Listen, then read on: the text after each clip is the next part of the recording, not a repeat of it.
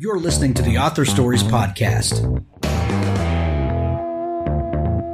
bringing you the story behind the stories and the storytellers. Margaret White, Terry Brooks, Sheena Kamal, Matthew Quick, J.T. Ellison, Walt D. Williams, Brad Thor, Corey, Dr. O, Brandon Sanderson, Robin Hahn, Ernest Klein, Jim Butcher, Charlene Harris.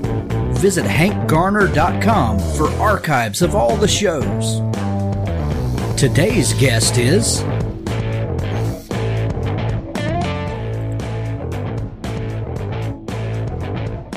thanks for joining me again for the Author Stories Podcast, where I bring you the story behind the stories and the storytellers.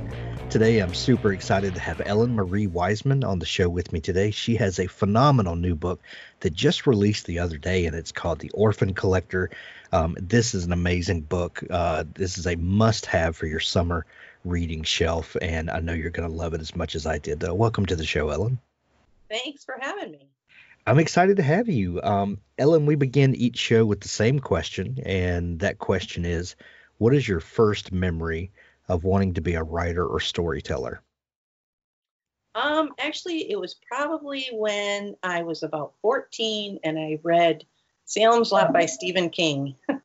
And I just, I think that was when I realized the real power of words, and it just sounded like something I would like to explore more.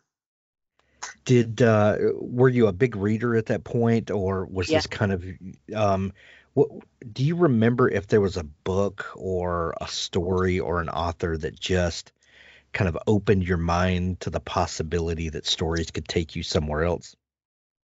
I would have to say again, Stephen King. Back then I was a huge Stephen King fan, and I have all his first editions and stuff, so love it. What was it about his way of writing or storytelling, or what was it, do you think, that that kind of drew you in and took you to another place? Well, I think it was probably the way that he could just tap into personalities and characters and just make the characters in his stories just come alive. And of course, I loved his crazy way of thinking about things too. One thing that I love about Stephen King is his ability to make characters that you feel like could live in your neighborhood or your town, or they're just regular people, and there's something about kind of building that familiarity that makes you care about them, and they're not perfect characters by any stretch of the imagination. And I think some of that imperfection is what makes us love them so much. You can sympathize with someone who has kind of the same faults and fears and all of that stuff as you do. Absolutely. Yeah. So when did you start telling stories of your own? What was your first introduction to, taking these people that live in your head and putting them on paper or on computer screen, or however it is that you started? Well, I basically started really writing seriously. Well, not what I thought was seriously when I was bringing up my kids. When they, I worked part-time, but I was mostly stay-at-home mom too. And so I did it kind of as a hobby. Yeah. And then when my kids graduated from high school and went off to college, I decided to get really serious about it. And I had started several different novels that were leaning more towards horror, like Stephen King. Sure. But then all of a sudden, I just knew that the first novel I needed to write was The Plum Tree, and that was loosely based on my mother's experiences growing up in Germany during World War II, because there was so many family stories from that I heard growing up and stuff. So that's when I decided that was the book I needed to absolutely finish, and that was my first one that was published. That it fascinates me that the stories that you wanted to uncover and kind of bring to life were some of these family stories that were passed down to you. You were raised in upstate New York, is that right? Yes. Do you I'm always fascinated by how a sense of place can inform the stories that we tell, the way we think, and that sort of which is also fascinating to me about the stories of your family and Germany. Do you feel like that the place you're from, where you were raised, seeps into the way that you write, the things that you do? Is that a thing, or does a sense of place factor into writing at all? Well, for me, the town that I grew up in has like 230 people. That's about it. So it's really, rural, and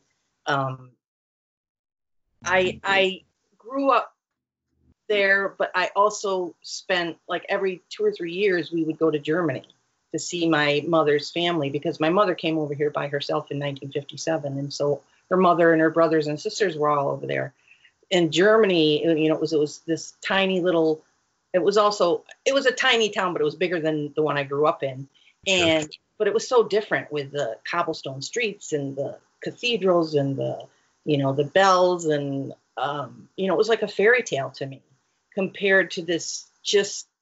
I don't know how to describe the difference between my little town in the United States and the little hometown in Germany. It was just like, I don't know how to describe it. So that had a huge impact on me. And I went inside the bomb shelter where my mother hid as a child and things like that. And, it was such an American experience. I could see such an American experience compared to what my mother grew up as. The Plum Tree was your first book, and you said that you knew that this was going to be the story that you had to tell. What can you tell us a little bit about that story, and what was it about your visit that brought the story kind of to the forefront of your imagination? Well, like I said, I went inside the bomb shelter where my mother hid as a child, but my the village where my mother grew up, there was an air base outside of it, and so it was bombed regularly, and the Nazis built a small camp outside the train station to house Jewish prisoners to rebuild the air base every time it was bombed. And so those prisoners were marched by my grandmother's house, and my grandmother used to sneak out under the cover of night to leave food on the streets for the prisoners. And she also kept her foreign her short band, I believe it is, radio, so she could listen to foreign broadcasts, which was illegal. And also, obviously, leaving food out for the German prisoners the Jewish prisoners was illegal too. And my grandfather was drafted and sent to the Russian front, and he was captured and sent to a prisoner of war camp in Siberia. And my grandmother didn't know whether he was dead or alive until he showed up on their doorstep one day. And he escaped the prisoner of war camp. And so all of those stories are in the Plum Tree. And as I was growing up in high school, when we started learning about World War II and the Holocaust, everybody in my little town, of course, knew that we were from Germany. And some of my classmates were, calling me Nazi and things like that. And I had a hard time,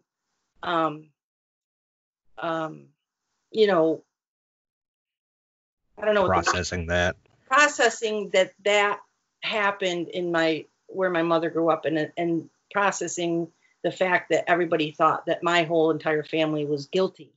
Right. And so as I did more research and I found out how how many Germans suffered and stuff like that, and only 10% of the entire German population was members of the Nazi party. And everybody thinks, oh, if you're German, you're a Nazi. And it just wasn't the case. And so I just wanted to tell my family's stories just so people would know a little bit more about what it was like for the average German people. And my family was really, really poor too. So that had a huge effect on their experience during the war. Well, the fact that such a small percentage of the population could have such a dramatic effect on, what happened, and it's kind of a crazy thing to look back on, and it's so easy to sit in the seat of judgment in 2020 and look back on what happened in the 30s and 40s in Germany, and think that we would, we're so much more morally superior. Well, it's a lot easier easier to protest things in the United States than it was back then. You know, you'd get thrown in jail if you were protesting. Sure, absolutely. So the Plum Tree was a novel, correct? Yes. So you wrote this novel that was obviously informed by real events and real people. But what came to you first? Was it a character? Was it the idea of the the situation that was going on and the actual timeline? Kind of what came to you first? Well, I knew that I wanted to tell the story of the average German person, but I also wanted to be fair to what happened to the Jewish prisoners. They're the Jewish people.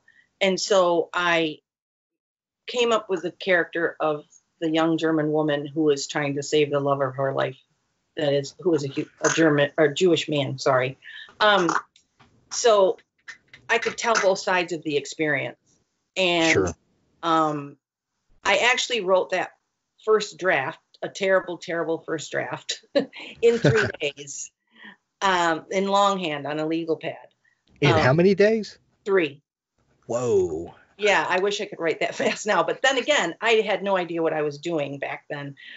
So it was, I just knew the whole story in my head, and it just came to me. And I knew that I could incorporate my family stories in that because I made. It's kind of like the main character was like my mother and her parents were like my grandparents. So I could incorporate all those stories into that. And then the man that she loves is Jewish. And so I could tell, what the Jewish people went through also. And she also experiences some of that by trying to save him. Want to grow as a writer and take your writing to the next level? Give Pro Writing Aid a try. Pro Writing Aid is a grammar checker, style editor, and writing mentor in one package. Pro Writing Aid will never replace a human editor. Rather, it helps you self-edit to a deeper level so that when you send it off to an editor, they will be able to focus on the meat of your writing and not spend their time fixing basic writing issues. Pro Writing Aid is the only platform that offers world-class grammar and style checking combined with more in-depth reports to help you strengthen your writing. Our unique combination of suggestions, articles, videos, and quizzes makes writing fun and interactive. Writing can be grammatically perfect but still feel awkward and clumsy.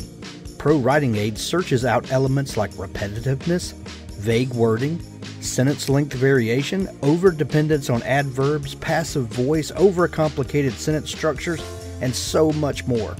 Nothing makes a writer lose credibility faster than spelling and grammar mistakes. Submit clean, error-free writing. Go to ProWritingAid.com and use code HANK20 for 20% off of Pro Writing Aid Premium. Pro Writing Aid. Check it out today. Wow. Did you have any did you tell anyone close to you that you were writing this story? Just my mother and my husband and my kids. Nobody else. What was their reaction when you told them that you had the story that you had to tell? I think it was kind of like, yeah, right, Mom. You know what I mean? and I didn't tell any. I told I think maybe one close friend because I didn't go to college. There was no creative writing classes in our tiny high school. I had 21 people in my class. So there was no creative writing classes. So I knew that people would be like, yeah, sure, you're going to write a book. You know what I mean? So I kept it to myself until my agent sold it. Then I told everybody. I think a lot of people have those same kinds of fears that, who writes books? Where do they come from? We have this idea that, there's some mystical place that books come from by mystical people. And, they're all just people like me and you, and someone has to do it. Yeah. So you wrote that book, then how'd you get it published? What did you do with the manuscript once you had it? Well, I knew I needed an agent if I wanted to get it traditionally published. So I started writing query letters, and the final manuscript actually was 280,000 words, which I didn't know at the time that nobody would want to print an 800-page book by a nobody. So I started out, writing query letters, and I did have some interest, but, it was more like, okay, this is, I didn't put my word count in the query letters. I was smart enough not to do that. But I did have some interest in buy it from a couple agents who read it, but they said it was way too long. So I spent like 10 months cutting 150,000 words. Wow. Yeah. And so I kept sending out query letters, hoping someone would feel sorry for me. But anyways, it took me about 2 years. I got 72 rejections. And then the 73rd letter, that's the one that got my agent. And then he had a few little suggestions to change it, and then for revisions. And then he sold it to the editor-in-chief in Kensington in 3 weeks. So what year was this that you wrote the book and sold it, and kind of where are we in time? Well, it took me probably over 6 years to write it. Okay. And then I think it was sold in 2011. Okay. Yeah. So the new book is your 5th book, is that right? Or Yeah. 6th book? Okay. 5th. Your writing process has obviously sped up and gotten more intense. What do you feel like that you've learned between now and then that makes you a more proficient, more prolific writer? Well, I think that, the more you write, it doesn't get any easier. It certainly doesn't get any easier to write a book, but I think that the structure and the sentence structure and the prose and all that stuff comes to me a little bit easier. Plus, like when I sold the Plum Tree, it was for a 2-book deal, so I had a deadline for my second one. And then when I've signed, every time I sign a contract, it's for 2 books, so I have deadlines. So that's a big motivator to write fast. It sure is. I'm always fascinated by historical fiction and what it is that fascinates the reading public, and you look and see the kinds of books and the topics that people are interested in. The last several years, there's been a real interest in the World War II era, and I've had a number of authors on who have written historical novels during this time, and there really seems to be an insatiable hunger for stories, about Germany, the people there, what was going on, the people that came in, the liberators, and what was going on in their lives. I kind of have a theory about that, and the farther we get away from an historical event, the more compressed our telling of history gets, and the farther we get from World War II, it kind of gets reduced to bullet points. And there was so much that went on there that we just can't cover it all because, as history goes on, there's just more and more and more to cover. What do you think about this particular era, what people's fascination is with it, and why these stories are so important for us to uncover and tell again and again? Well, ironically, when the Plum Tree came out, World War II stories weren't that big a deal.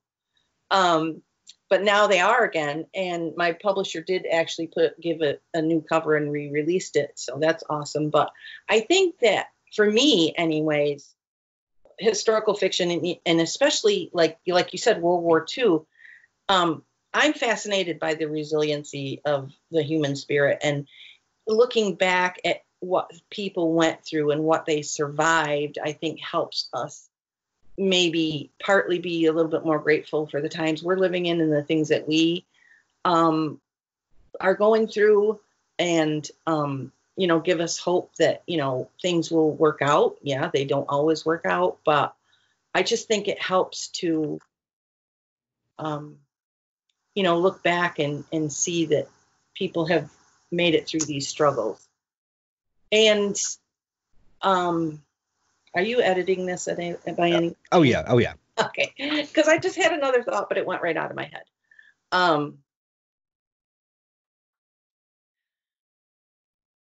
I think that people are becoming more and more aware that you have to look at least I hope, that you have to look at things on a more person by person, case by case basis, instead of lumping everybody all together.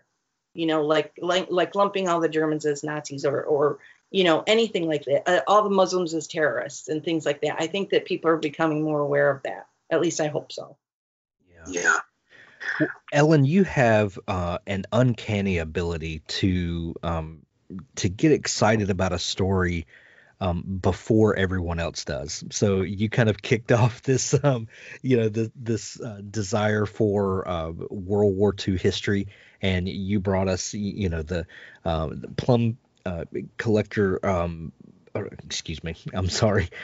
You brought us that first book, before historical fiction about World War II was really a thing. Yeah. And now your new book, The Orphan Collector, is so prescient right now. It's almost like you were able to look into the future 2 years and see what we would be going through, because we all know that with traditional publishing, this book has probably been off of your desk for, probably a year. You turned it in, it goes through editing and all of the machinations that the publishing industry does. We were not even thinking about COVID-19 when you were writing this book. Where did this book come from, and what was it about this particular event that really caught your imagination? Well, I finished the book in January 2019, so it's been a year and a half. Yeah. And at the time, I thought that the most talked about aspect of the book would be the way that we treat immigrants.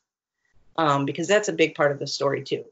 But the idea for the book came to me when, I always like to ask my readers what they are interested in. And someone asked me if I had heard about the Spanish flu, and I had heard about it, but I didn't realize, I looked into it a little bit further, and I didn't realize that it had infected a third of the world's population and killed an estimated 50 million people. Some estimates say twice that. It infected 28% of people in the United States and killed 675,000 Americans. So it was like, wow, this was a huge event. Why don't I know more about it? And they call 1918 the year of forgotten death. And it's because I think, people, it was so horrible that people just don't want to talk about it anymore. They wanted to move on. And the reader also asked me if I had heard about the nurses, the visiting nurses that went into homes during the Spanish flu and found, sometimes they found entire families dead. Sometimes they found, the parents dead and the little kids left there starving because nobody knew that they were, the parents had passed away. So that got me going, and that got me researching it. And like I said, at the time, and it still is, obviously, immigration is still a big issue, but I think it was right about, when kids were being separated from their parents at the border and things like that. And so that's a big issue in the book too. So they kind of both just came together, and that's how it happened. Noveler is the best way to write a novel. Why? Quite simply because we've made it the easiest place to do it. Writing a novel is hard enough. Noveler takes care of all the logistical bits of writing a novel, just leaving that small matter of the words to you.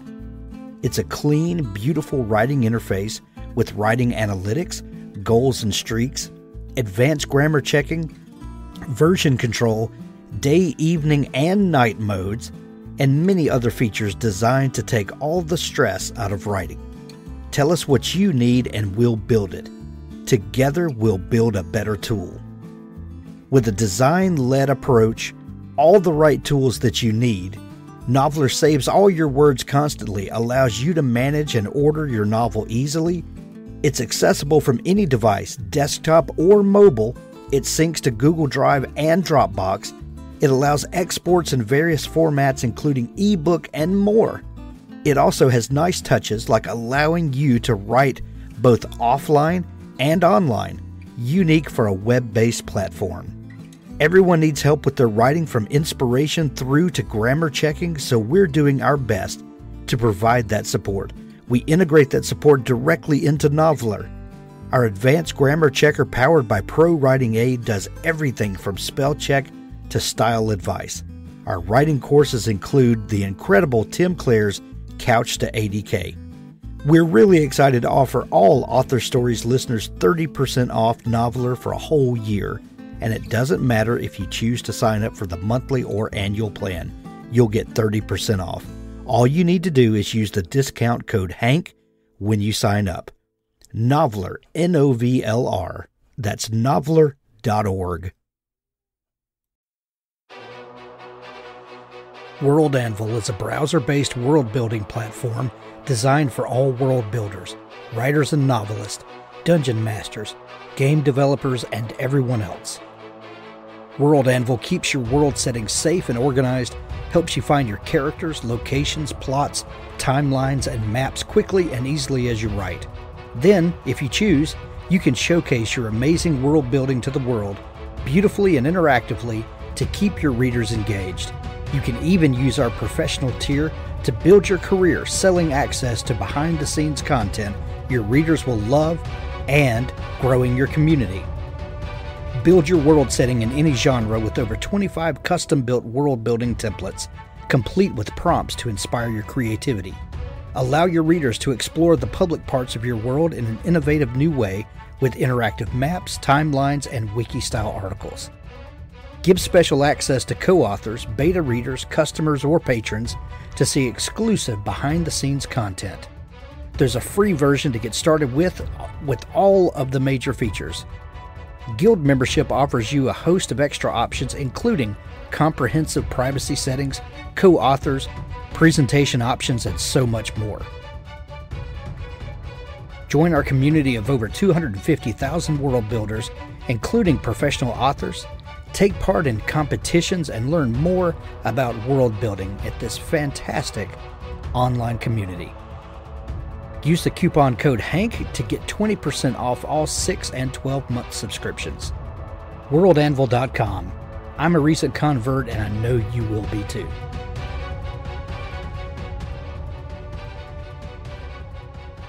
So when you first start thinking about this, how do you start? What's your research process like when there's a historical event, and I think a lot of people, before this year, would probably say, I think I remember something about a flu pandemic in the early 1900s. I can't tell you the year, but I think I remember something like that. How do you begin to dig into the story? Well, thank goodness for the internet. Yes. So I, researched first books about the Spanish flu, and then I ordered, like a stack of those. And, when I'm on because I'm on a deadline, I don't have like 6 months to just do research and then start writing. So, I spend a couple weeks, reading through these books as fast as I can and taking notes and things like that. But I also, research as I write, because you never just know what kind of little details that you're going to need to make the story more real.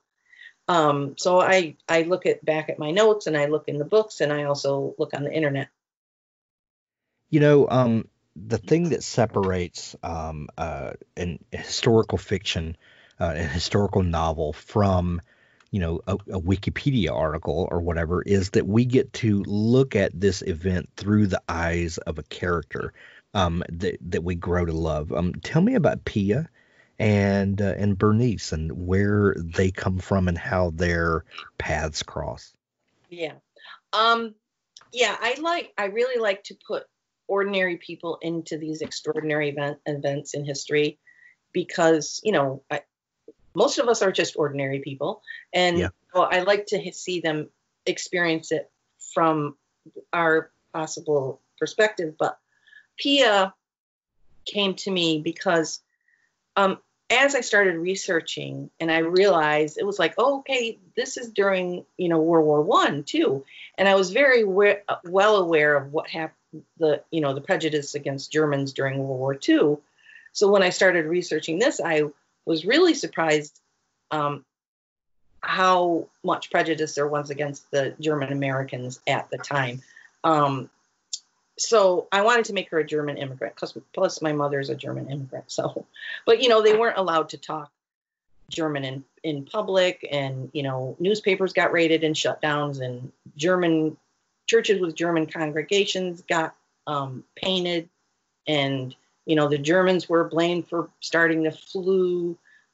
They said that they were dropping off infected people with their U-boats into the big cities to spread it, and that they were poisoning the food and things like that. So I thought that was a really good place to start with Pia, for her to be a German immigrant. And I also wanted her to be young enough so that if she lost her mother during the flu, which that she did, that it would be a real problem for her to be taking care of her twin baby brothers alone while her father's off fighting in the war. And she is poor and lives in the poor sections of Philadelphia. And that was Philadelphia was the hardest hit city in the United States during the Spanish flu. And the immigrants and the people living in the slums and stuff were affected the worst because of the crowded conditions and, no access to health care and things like that. Bernice, it's really kind of strange because it normally doesn't happen to me. The title came to me as I was writing. And so Bernice became the Orphan Collector. I mean, I obviously had to I knew before I even started writing that that Pia was going to leave her brothers alone. And that when she came back, because she left her brothers alone to go search for food because they ran out of food. So she had to search the quarantine city for food. And when she comes back, they're gone. And so I had to obviously make, the villain. And that's where Bernice came in. And she became the Orphan Collector, which was odd. Like I said, that title came to me first, and tying in the whole prejudice against immigrants and all that stuff. That's just how it came. I don't know. She became a vehicle Yeah. to kind of take the gist of the idea that you were thinking of, and she kind of embodied that idea. Absolutely. Yeah. As we're in the middle of another pandemic right now, when earlier this spring, when all of this started unfolding, and you knew that you had written this book and turned it in and been going through edits and all that, did it strike you that this is going to be a thing, and maybe people will draw parallels between my book and what happened then and what's happening now? Was the irony lost on you at all? I'm sure it wasn't. No. When I first started hearing about this possible COVID problem, it was like, what? Oh, that's a little scary. And then when they said, oh, they might close schools, I was like, holy cow, this is not a joke. And because in Philadelphia, well, in back during the Spanish flu, the schools and everything was closed down, just like what happened here. So I was freaking out, of course, like everybody was. They're closing schools. That's really scary. And then I did come to a point where I was like, well, maybe this is going to be so bad that people aren't going to want to read about the Spanish flu. And by the time it comes out, people are really going to be tired of it. But what I have found is that people are getting comfort from reading about the Spanish flu and how people made it through, and the similarities and the differences. So that's been, because obviously reviews are coming in, and I'm getting a lot of reviews on Goodreads and stuff like that because of advanced reader copies. So what I'm finding is that people are really, really relating to it and really finding comfort from it. And so that's been really making me happy, because I was kind of worried that people wouldn't want to read about it. The Orphan Collector is not about the Spanish flu, obviously, but it's a backdrop to what's happening. The story doesn't happen in a vacuum. It happens around this event or during this event, and of course the event informs what happens, to the characters and in the story, as events do.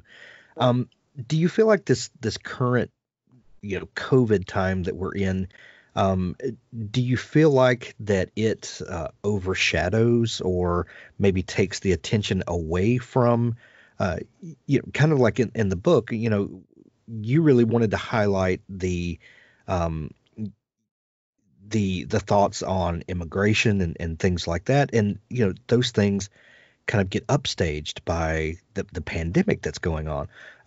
How do you feel like COVID is affecting these other issues that we care about now? Has the ideas of immigration that we, talked about 6 months ago, we're not really talking about those anymore. Do you feel like that an event like this changes the way people think, or what do you think about how it shapes the way we see the world? Oh boy, that's a tough question. I know. I'm sorry. Okay. Well, I think it's definitely getting pushed into the background. I think that people are maybe going to,